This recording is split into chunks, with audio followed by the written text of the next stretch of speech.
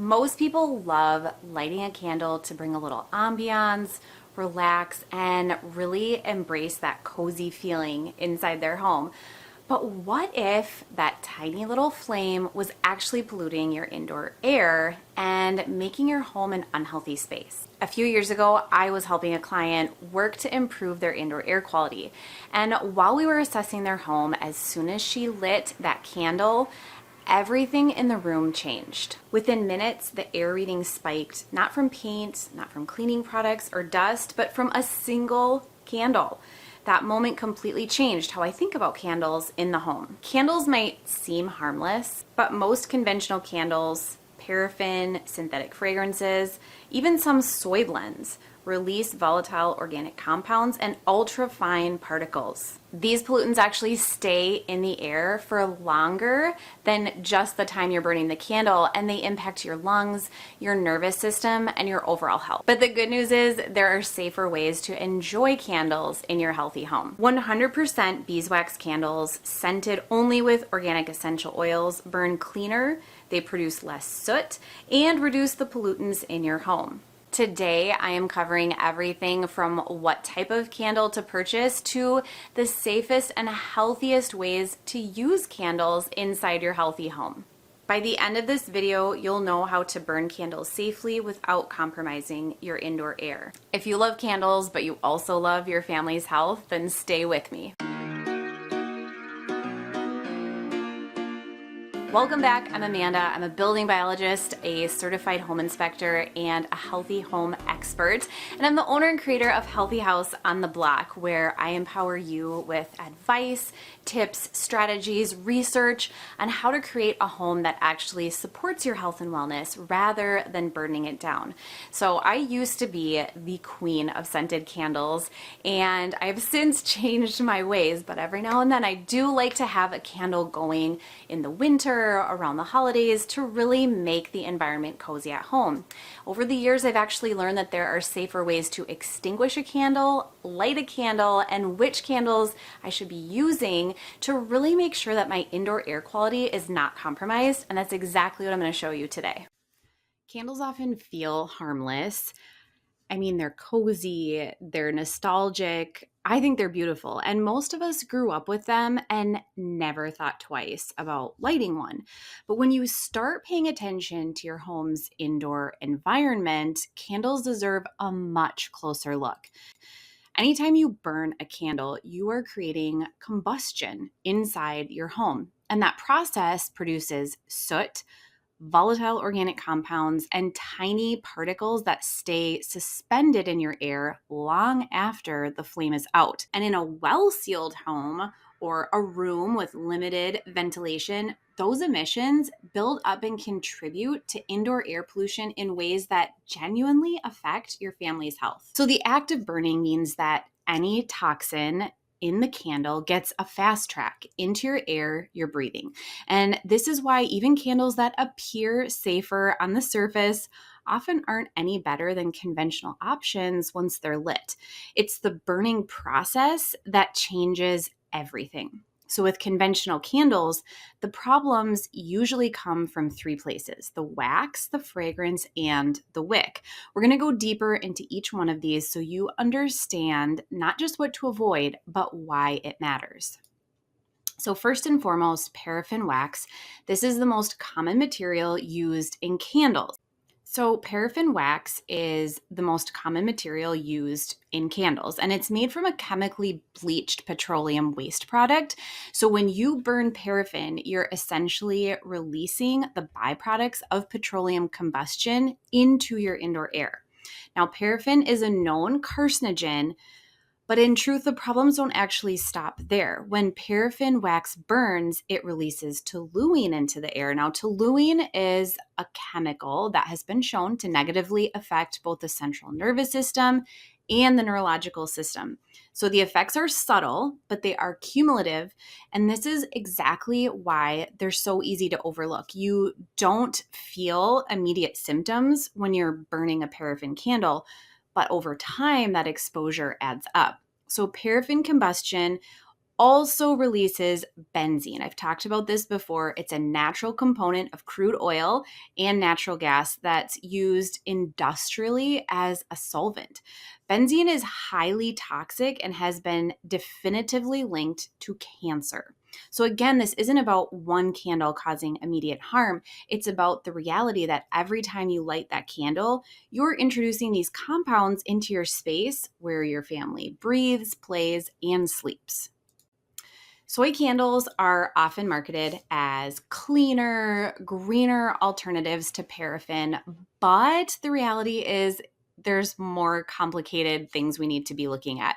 So, most soy is genetically modified, and this means that it's heavily treated with pesticides during growth. Now, those residues don't just disappear when the soy is processed into wax. Another thing to keep in mind is many soy candles actually still contain paraffin. Manufacturers blend the two waxes together, and you will not see this on the label.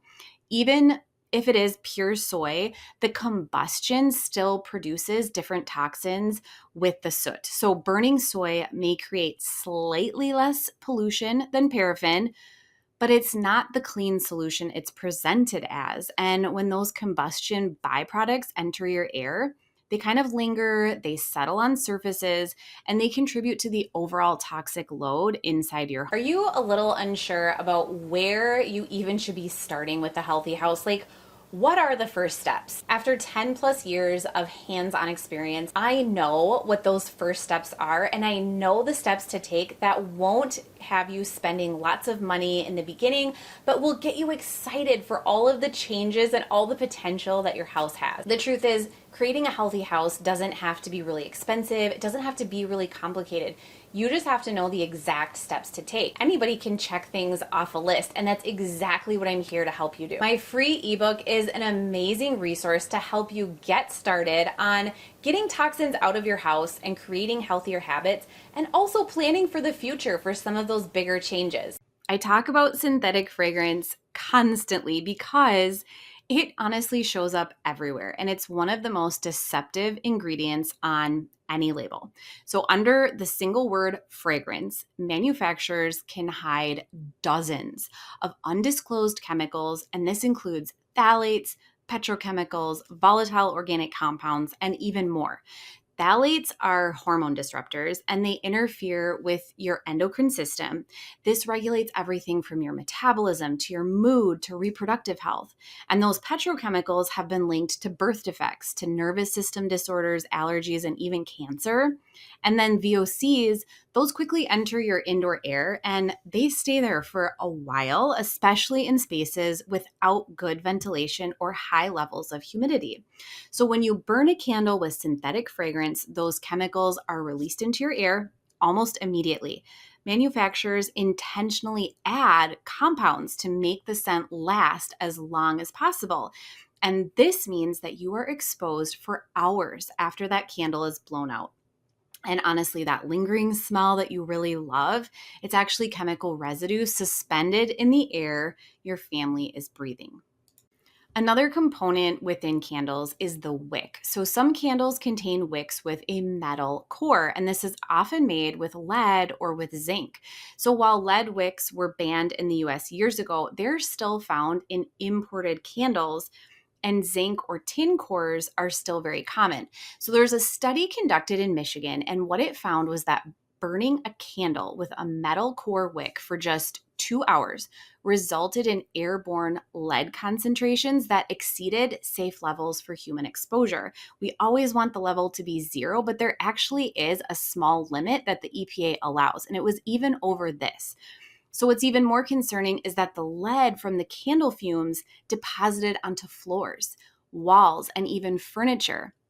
So this is where young children are going to be exposed through normal hand-to-mouth contact. Babies and toddlers are especially vulnerable because they're closer to the floor and constantly touching surfaces, and their bodies don't detox lead the same way that adults do. There are also many candles that are dyed with synthetic colorants that contain chemicals like naphtha and naphthalene. Both are possible carcinogens, but they also cause gastrointestinal issues and neurological degeneration with repeated exposure. So, because these toxins are in a product that's burned, they don't just stay in the wax, they actually enter your air and again deposit on surfaces throughout your home. So, infants and children who spend more time on the floor and have developing systems are even more susceptible to the health impacts of these chemicals.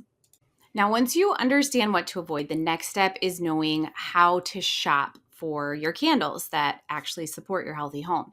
And here's where it gets really clear. Once you remove paraffin, soy, synthetic fragrance, metal wicks, and synthetic dyes, you're left with really like one true clean option, and that is pure beeswax. Pure beeswax candles scented with only organic essential oils are the gold standard for non-toxic candles. This combination burns significantly cleaner and contributes far less particulate matter to your indoor air. So here's why beeswax really stands out.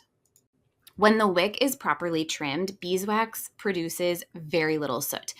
It doesn't require chemical processing the way soy does, and it's not a petroleum byproduct like paraffin. Now, this is one of my favorite aspects of beeswax. It actually releases negative ions when burned. This is similar to the way an air purifier works, and most common allergens and pollutants carry a positive charge. So, when beeswax releases negative ions, those ions bind to the positive ions in your air. The bonded particles either get burned by the candle flame or fall to the ground where they can be vacuumed up instead of breathed into your lungs. Now, there haven't been formal studies quantifying exactly how much beeswax candles improve your air quality, so I can't make specific claims about purification levels. But what we do know is that beeswax isn't contributing to the problem. So, at a minimum, it's neutral. And at best, it's actively supporting your indoor environment, which is a huge shift from conventional candles. When you choose candles scented only with 100% pure organic essential oils, you are avoiding all of the petrochemical solvents and the undisclosed compounds that come with synthetic fragrance. So, essential oils derived from plants offer genuine scent without that toxic load. Just make sure that the label specifically says 100% pure essential oils or organic essential oils. Terms like natural fragrance or nature inspired scent are often code for synthetic blends designed to smell natural. And don't forget to look for 100% cotton wicks, preferably organic cotton that is free from all pesticides.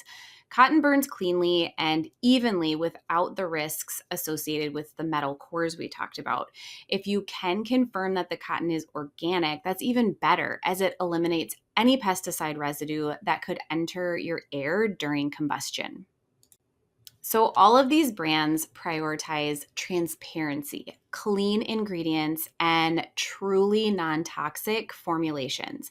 So, if you're going to keep even one special occasion candle in your home, choosing one of these makes a meaningful difference. I have all of these linked in my blog post this week. You can see the link up at the top of the screen or in the video description, where you can learn a little bit more about each of these toxin free brands. So here's the truth, and I want to be really honest with you about this. Even the cleanest candle is still contributing some level of indoor air pollution. So burning anything indoors will always create combustion byproducts, and there's really no way around that. But while it's best not to rely on candles every single day, you can absolutely enjoy them occasionally without compromising your healthy home goals. It's about intention, moderation, and proper ventilation. So, if you choose to enjoy candles once in a while, these are the habits that will help keep the impact minimal. A wick trimmed to about a quarter inch reduces soot significantly, and it actually helps the candle burn more cleanly. So dipping the wick into the wax actually stops smoke almost completely. When you blow out a candle, you send a plume of soot directly into your room. So instead, you can use a wick dipper. This is a little product you can buy off of Amazon, and it pulls the wick into the melted wax, and then you straighten it back up. It eliminates the smoke entirely when you're putting out a candle. So we want to ventilate while we're burning. This means crack a window or keep a door slightly open to increase air exchange. Fresh air circulation helps prevent combustion byproducts from building up in the room. And then afterwards, you can run an air purifier. A HEPA filter combined with a carbon filter will capture particles and help clear your air faster after you've blown out that candle. Lighting a candle for 20 to 30 minutes is usually enough to create ambiance and enjoy the scent without hours of exposure. So you don't need to burn candles for an entire evening to get the benefit. Small bathrooms and bedrooms, those trap emissions really easily. So if you're going to burn a candle, try to do it in a living room or a kitchen with more air volume and better circulation. A healthy home really isn't created through fear or perfection. It's built through these informed choices and one decision at a time. So candles might seem like a really small detail, but when you zoom out, every small exposure contributes to your overall indoor environment. And when you choose materials that support your health instead of working against it, you're creating a space that helps your body rest, regulate, and also restore. Beeswax candles are a beautiful example of that balance. They're natural, they're clean. You're using them intentionally and supportive to the home that you're building for your family. So you don't have to give up things you love. You just have to find better versions of them. And once you do, the shift feels really easy, not like a sacrifice. As always, thank you so much for being here. I really hope that you can take at least one strategy or one idea from this week's video and apply it in your own home to make it a healthier space. If you found this video helpful, please give it a like and don't forget to subscribe to my channel because I am here every single week with new tips and new ideas on how to create a space that truly supports your health and your wellness.